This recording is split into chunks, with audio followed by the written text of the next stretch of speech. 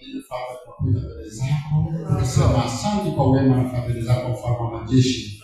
Ninapokuinua na kupeleka mbele zako mtumishi wako anayekuja kunena pamoja na nafsi zetu, Mfalme wa majeshi, naomba kibali chako cha mbinguni juu yake Bwana, ya kwamba atakaponena neno lako, Mfalme wa majeshi, litakalo kuwa ni neno la kututia moyo, la kututia tumaini, neno linalotokana na kinywa chako, Mfalme wa majeshi, neno ambalo linakusudia Bwana wa majeshi tukapate kupona kupitia kwa neno lako, neno ambalo linakusudia Mfalme wa majeshi tukapate amani kwa neno lako Bwana.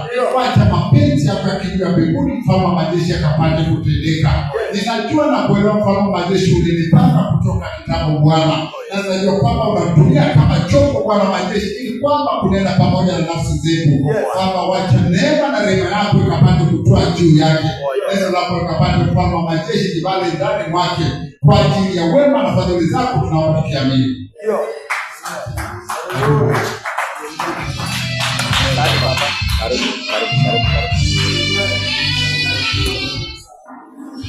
Bwana asifiwe. Nataka nikohoe muda. Mama tulia tu chini.